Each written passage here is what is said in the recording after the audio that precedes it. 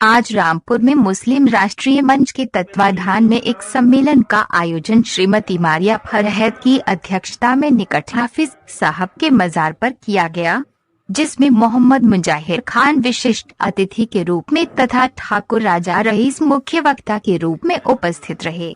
कार्यक्रम की एक विशेषता रही जिसको सुनकर आप भी चौंक जाएंगे। वह क्या है, आप भी जाने। आज जिला रामपुर प्रदेश ही नहीं पूरे भारत या यूं कहें पूरे संसार के लिए बहुत खास रहा, क्योंकि आपको याद होगा कि रामपुर के नेता जनाब मोहम्मद आजम खान साहब ने जिस धरती माँ को डायन कहकर पुकारा और रामपुर व मुरादाबाद को कलंकित किया था, आज वही धरती माँ को ठाकुर राजा रईस ने कार्यक्रम में मुख्य अतिथि बनाया। हमारी भारत माता, जो कि सभी भारतीयों की माँ है, को कार्यक्रम के मुख्य अतिथि के रूप में रखा गया। इस अवसर पर रामपुर के स्थानीय वक्ताओं ने मौजूदा हालात में देश के सभी नागरिकों से मुख्य धारा में शरीक होकर देश के सभी कौम जातियों से देश को उन्नति की राह पर चलने के लिए आह्वान किया।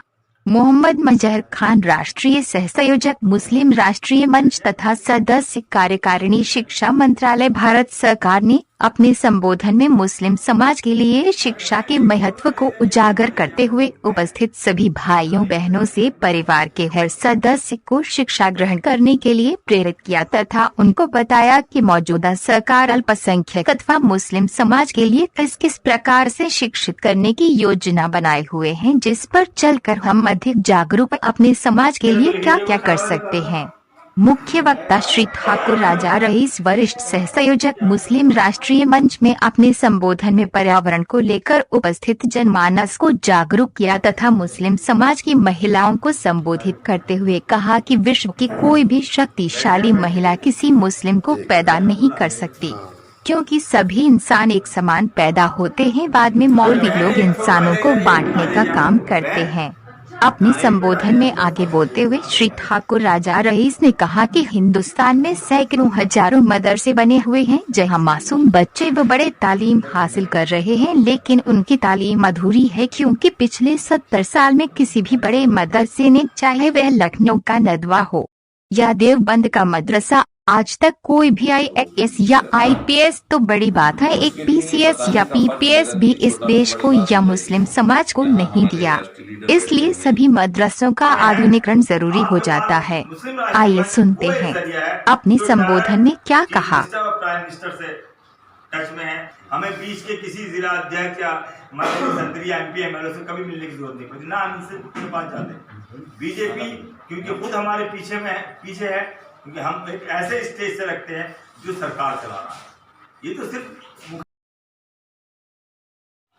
बरेली से यहाँ संयोजक सिराज बड़े भाई, मुस्लिम राष्ट्र में मुसलमानों का एक संगठन और मुसलमानों के द्वारा बनाया हुआ ही एक संगठन है, मुस्लिम विद्वानों का। लेकिन कहीं ना कहीं नेतृत्व की क्षमता न होने के कारण इसका संरक्षक बना राष्ट्रीय स्वयंसेवक संघ, जिसका नेतृत्व कर रहे हैं माननीय इंद्रेश जी, जो एक संत के रूप में है। आज का मुसलमान पता नहीं समझ पा रहा कि नहीं समझ पा रहा। मुस्लिम राष्ट्रीय मंच का नाम सुनते ही उनके उत्थान के लिए जो मुस्लिम राष्ट्रीय मंच काम कर रहा है, उनको कहीं ना कहीं शुक्राने की नमाज पढ़ना चाहिए जी, क्योंकि अभी कन्नौज में जो अजान बंद हुई तो मुस्लिम राष्ट्रीय मंच ने ही खुलवाया और बड़े बड़े लोग उसमें जो है झूल गए, वो खुल नहीं पाए, जबकि सरकार की तरफ से कोई प्रतिबंध नहीं था। वहाँ के आगे तो इससे सोचते हैं कि हमको इम्यूनिटी मिलेगी, ये करेंगे, जबकि ऐसा नहीं, सरकारी इस्लामिक पैटर्न पे चल रही है। सरकार के वजूद पे जाओगे तो इस्लामिक पैटर्न पे कि तालीम जिंदगी के लिए और जिंदगी वतन के लिए, खुद भी गुमराही से निकलेंगे, दुनिया को भी गुमराही से निकालेंगे। ये अपना उसका है। इसलिए मुस्लिम राष्ट्रीय मंच का सारे कॉन्सेप्ट साफ करके काम करता है। हुजूर सल्लल्लाहु अलैहि वसल्लम की जीवनी हदीस पे वो काम कर रहा है, उसके अपने कोई अपने विचार नहीं है। वो जो भी विचार रखता है वो सिर्फ कुरान के ही हवाले से रखता है। देखिए मुस्लिम राष्ट्रीय मंच की कितनी साफ आइडियोलॉजी महिलाओं की।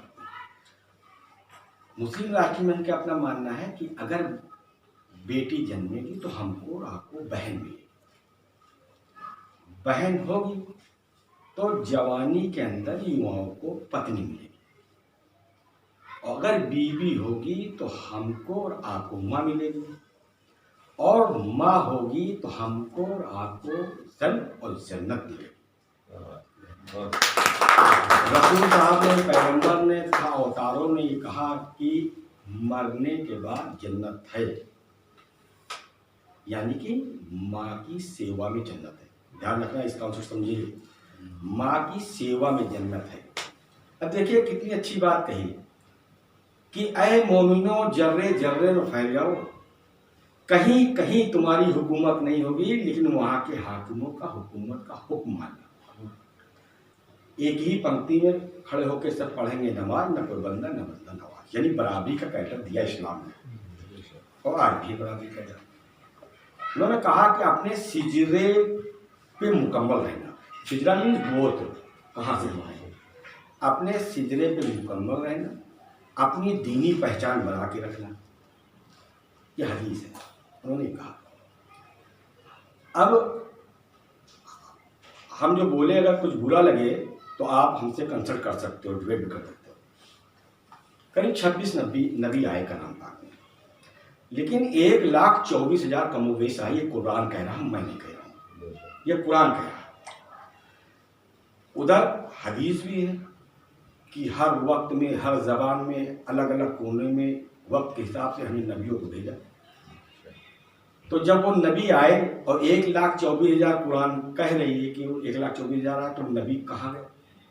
उसी में एक राम भी थे, उसी में एक कृष्ण भी थे, उसी में एक शिव थे। तो इसलिए जब हम लोग या हम कह लें या किसी और कह लें, जब किसी को काफिर कहते हैं तो सबसे पहले कलाम पाक और हुजूर सल्लल्लाहु अलैहि वसल्लम की शान में गुस्ताखी करते हैं। क्योंकि अगर आपके आदम हुआ है तो उनके महाराज मनु है जिससे वो स्टार्ट हुआ है। उनके अपने भी कलमे हैं, अंग्रेजों का भी अपना कलमा है, बौद्धिस्ट का भी अपना कलमा है, आपका अपना कलमा है, ला इलाहा इल्लल्लाह मुहम्मद रसूलुल्लाह, God is one, God is perfect, Ram Ram सत्य है, सब बोलो गलत है, वाहिगुरु खालसा वाहिगुरु फतेह, सारे कलमे हैं। इसलिए हम नहीं कह सकते, जैसे इस्लाम की हिफाजत अल्लाह करेगा, हम नहीं कहते, मेरी कोई औकात नहीं। इस्लाम ही सत्य है, इस्लाम ही सत्य है, सत्य ही ईमान है, ईमान ही मुकम्मल मुसलमान है। तो दोनों आइडियोलॉजी एक है, तो आप अलग कैसे हो सकते हो? कैसे हो सकते हो? दोनों तो एक हो गई। अब विषय अलग हुआ मजहब का। तो जिस समय हुजूर सल्लल्लाहु अलैहि वसल्लम अरब की धरती से खड़े होकर कह रहे थे कि मैं अरब में नहीं पैदा हुआ, हिंद में नहीं पैदा हुआ, अरब में, हिंद में नहीं पैदा हुआ, अरब में पैदा हुआ, और अरब मेरे जर्रे जर्रे में वास करता है।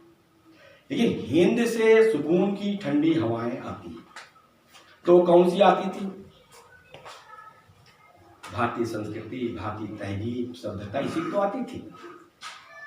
तो जो सरजमीन हमारे हुजूर सल्लल्लाहु अलैहि वसल्लम को सुकून की ठंडी हवाएं देती हों, वो सरजमीन हमको आपको नफरत कैसे दे सकती? कैसे दे सकती? ये भी एक सोचनी विचार है, चिंतनी विचार भी है, सोचनी विचार भी है। इसलिए इस्लाम एक सेकुलर मजहब है। इस्लाम को किस तरीके से बदनाम हुआ?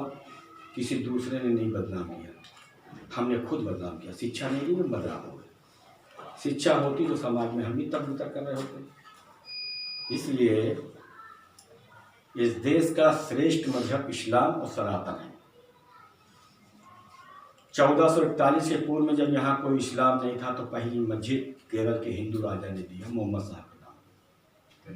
खुराफात सारी हुई, गालियाँ आप सुनते रहे, उनकी नज़र में आप टारगेट हो गए, आपके ऊपर प्रहार हुआ, आप समझ ही नहीं पाए।